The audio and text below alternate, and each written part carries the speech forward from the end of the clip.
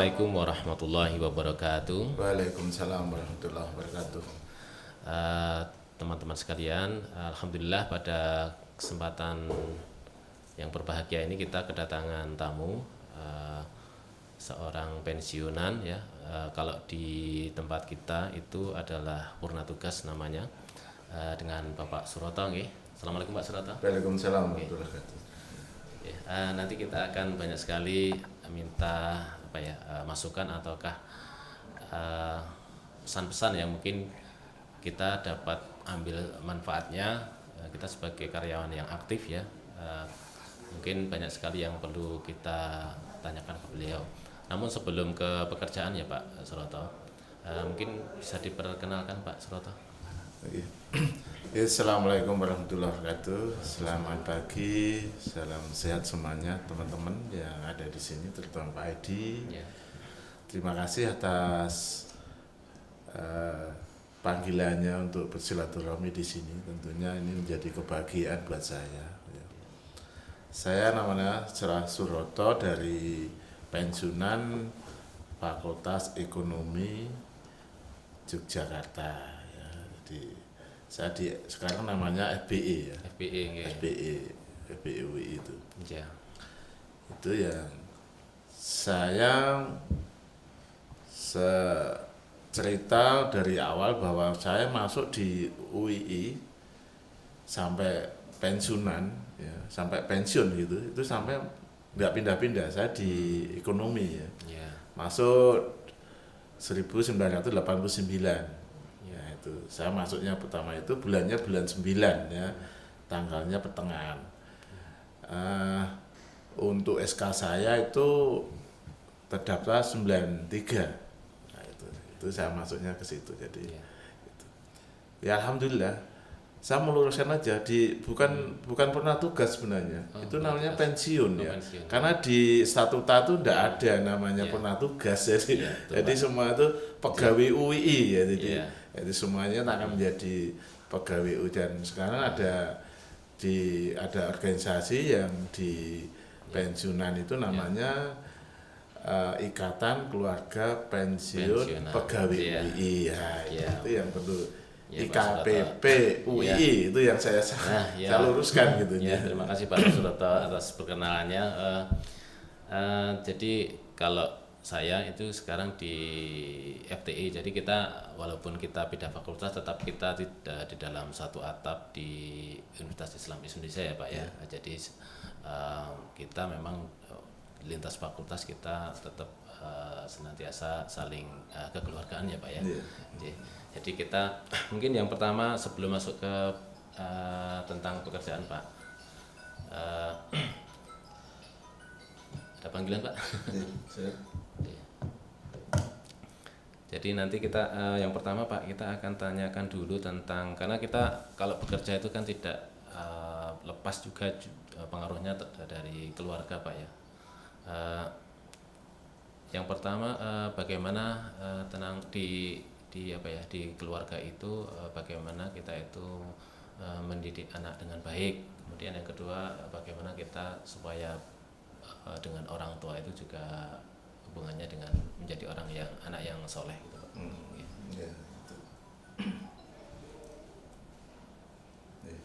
Gitu nih. Jadi gini. Yang pertama adalah tadi masalah untuk anak ya. Kita sebenarnya dari awalnya Pak. Kalau kita mendidik anak pintar itu memang mahal Pak. Mahal ya. Jadi mahal segala-galanya dan penuh pengorbanan. Jadi saya sampaikan demikian kenapa? Yang pertama adalah keluarga, itu yang paling pokok. Kalau Bapak Ibu sekalian itu nanti bisa cermati bahwa sekolah itu kan hanya 20%. 20% ya. Ya, yang 80% adalah lingkungan dan keluarga. Nah, disinilah akan tercipta anak itu akan berhasil dan tidak di 80%-nya itu. 80%. Iya, itu. Mengapa saya sampaikan bahwa itu harus banyak pengorbanan, terutama keluarga itu ibu. Ibu ya. Yeah. Ibu.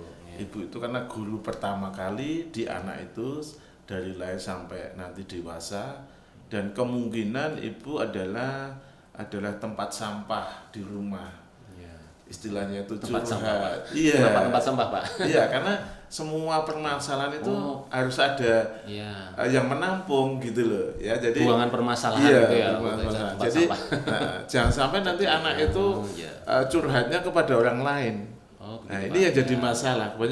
Banyak sekarang itu yang jadi permasalahan, Ya. semua bekerja tapi anak punya masalah, Ya. tidak ada yang membantu. Begitu, Nanti curhatnya dengan pembantu. Nah, akhirnya dekatnya bukan dengan orang tua, kebanyakan dengan pembantu. Kalau ndak nenek ndak mau, ndak itu ya itu nanti yang salah itu. Nah, Ya. mengapa saya sampaikan demikian? Makanya banyak pengorbanan itu dua orang tua harus ada waktu untuk menyisihkan waktu minimal 1 bulan sekali lah. Kita makan bersama, kita nanti curhat, ada masalah apa, itu semuanya biar terbuka itu. Iya. Itu yang kedua.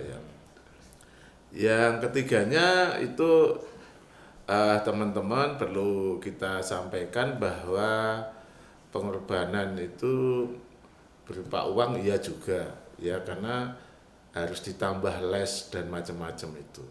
Jadi kalau anak saya itu kelas 6 harus tak leskan, kelas 3 SMP juga les, SMA les. Jadi penambahan ilmu itu tidak harus dari guru tapi dari luar itu perlu gitu loh. Itu perlu penambahan yang signifikan. Ekstrakurikuler. Iya, itu sangat membantu. Jadi selain kedewasaannya bertambah karena bergaul kan dengan orang lain juga. Dan itu yang saya lakukan.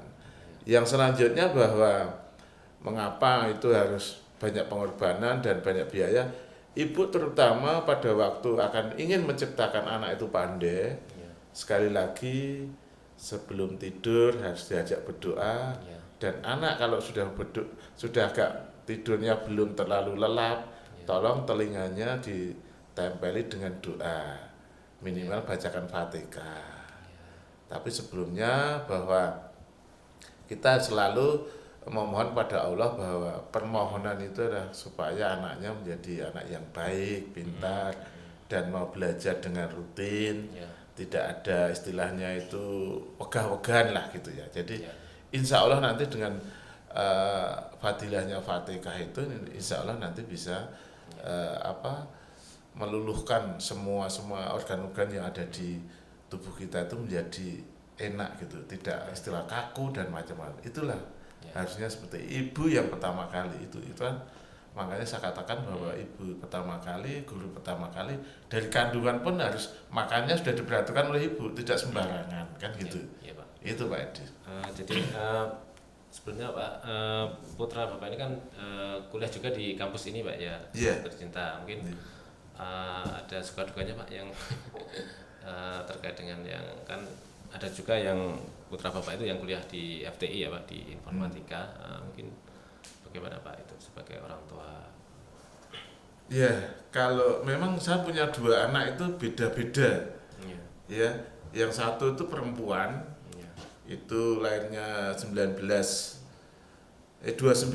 bulan 1 96.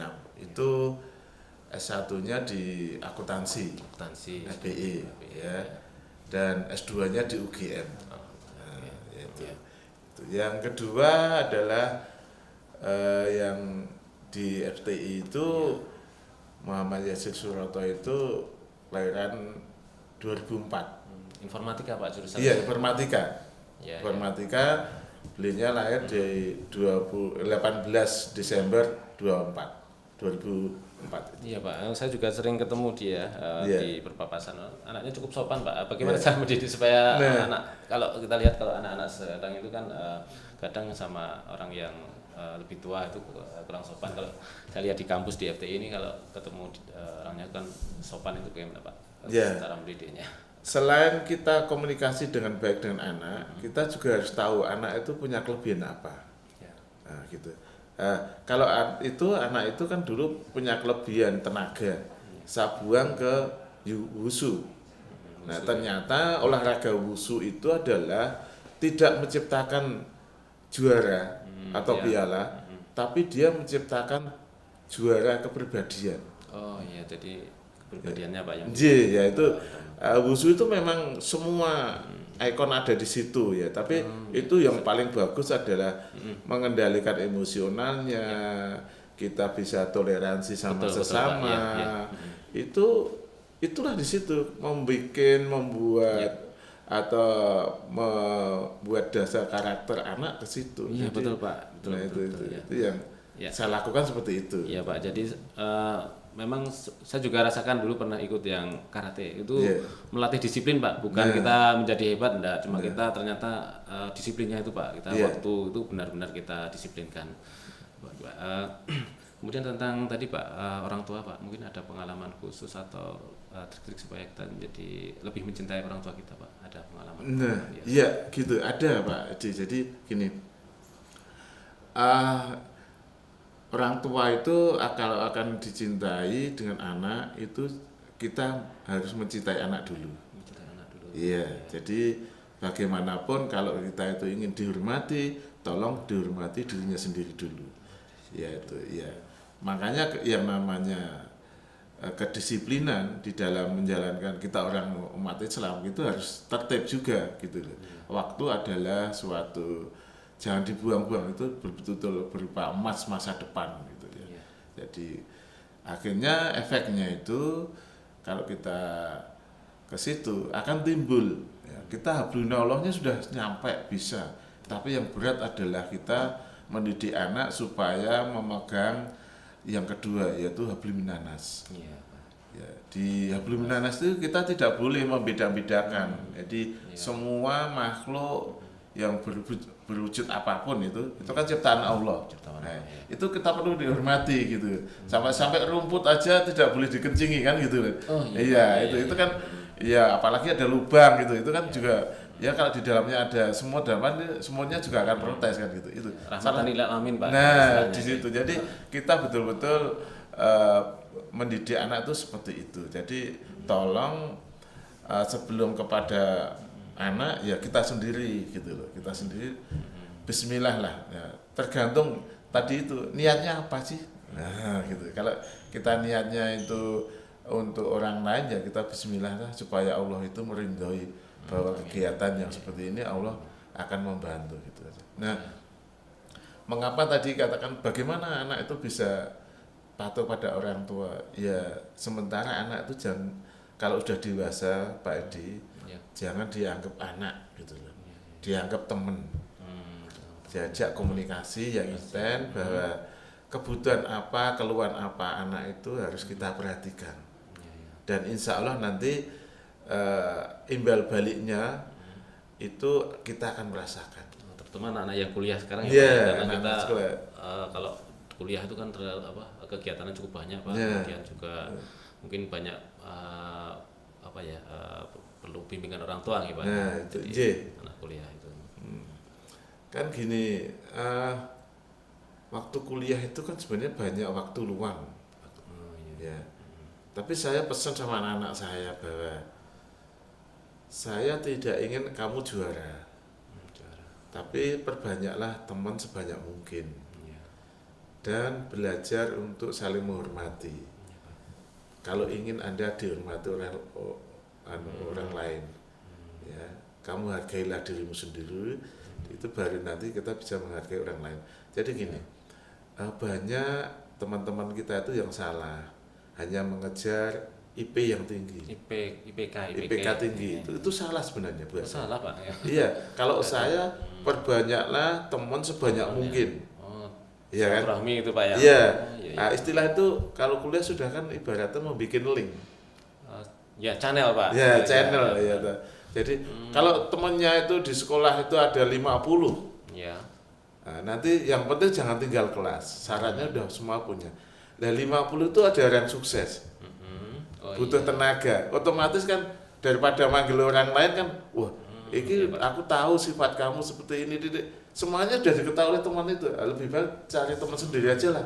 Kamu bantu aku kan gitu. Itu logikanya kan seperti itu aja. Yang logika sederhana Pak ya. Sederhana itu. Kan juga ada menjalin silaturahmi itu kan juga memperpanjang rezeki itu tadi Pak ya. Itu. Jadi berkali-kali saya sampaikan kepada dua anak itu perbanyaklah ilmu, teman sebanyak mungkin, insya Allah ilmunya bertambah dan nanti rezekinya akan bertambah. Karena orang nganggur kalau temannya banyak, otomatis nanti kalau ada kesibukan kekurangan, temannya akan memanggil, bantulah aku. Nah, di situ. Jadi IPK aja sebenarnya penting Pak, cuma Penting, iya. bukan utama Bukan Pak. utama. Itu Jadi hanya syarat faktor, aja. salah satu faktor Syarat. aja Pak. Jadi Iya. kalau memang, tapi kalau IPK-nya jelek juga Pak nanti. Kalau saya gini, saya punya pancingan kepada anak itu. Jadi kalau kamu IPK-nya itu di atas 3, Iya. sampai tak kasih bonus. Oh gitu Pak, bonus. Iya, untuk jajan gitu ya. Jadi ya alhamdulillah selama ini saya merasa berbahagia bekerja di UI itu karena saya rasakan kalau kita terima dengan apa adanya enak, hasilnya juga enak, gitu loh. Karena semua pendapatan sudah dipajaki, didungani sama yang sepuh-sepuh dulu, ya kan. Yang penting kita itu disiplin dari rumah, kita niatkan dengan Bismillah. bekerja, Bismillah, ya, tidak cari uang tapi bekerja, hasilnya insya Allah nanti merembet kepada anak-anak kita, hasilnya itu, ya. Itu yang saya sampaikan sama teman-teman. Karena hubungan teman-teman itu perlu ya, belum nana sesama kita lihat sekarang tuh banyak Pak Edi yang teman-teman muda sekarang itu sudah tidak seperti memperhatikan teman yang lain Antar karyawan gitu. antar karyawan. Oh, Karena individualis, karena sekarang anak itu kan hanya dulu masuk kan aku tes, aku IP-nya tinggi, aku ya berjuang sendiri, tapi dia tidak mengingatkan bahwa bekerja itu butuh orang lain.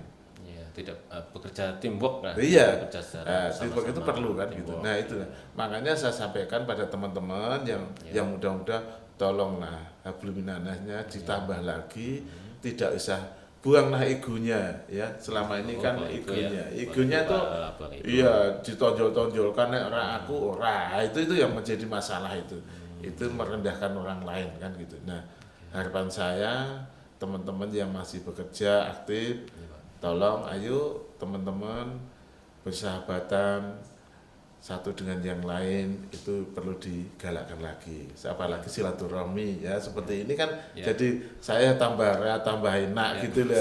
Alhamdulillah gitu ya gitu. Meskipun kita itu beda fakultas tapi kita di dalam satu atap di UI gitu Pak ya. Iya itu. Jadi Pak Suroto juga punya putra di sini ya di UI. Jadi sebenarnya kita keluarga yang erat gitu Pak. Nah, jadi itu dulu Pak, mungkin ada satu pengalaman religi Pak yang terkait dengan orang tua Pak, yang mungkin yang tidak pengalaman yang khusus yang tidak terlupakan terkait dengan orang tua itu waktu apa gitu. Oh ini teman-teman yang hari ini bisa mendengar saya bahwa gini, banyak sebenarnya pengalaman-pengalaman yang saya temui itu, dan orang tidak akan menemukan seperti saya juga bisa. Gini, tolong punya amalan khusus. Iya. Apa gitu ya?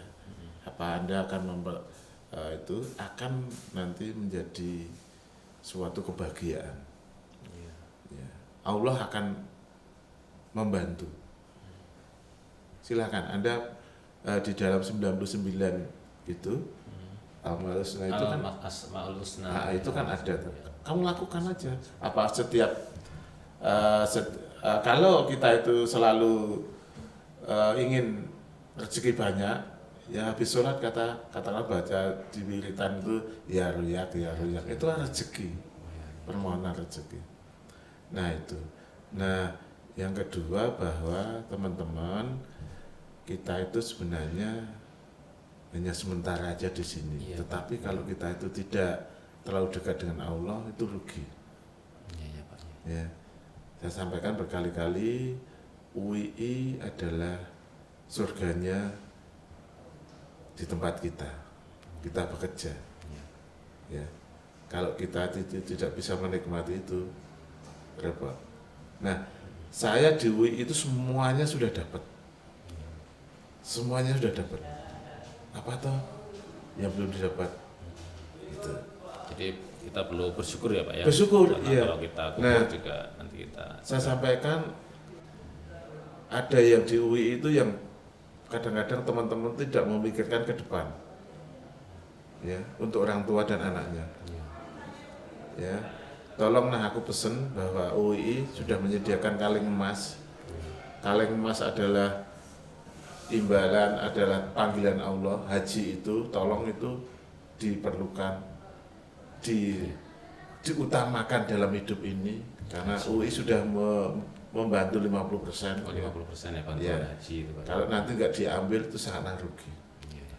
Dan itu sebagai pedoman utama orang hidup, kalau sudah rukun kelima itu dilakukan kan sebagai orang tua, nanti anaknya juga akan ikut.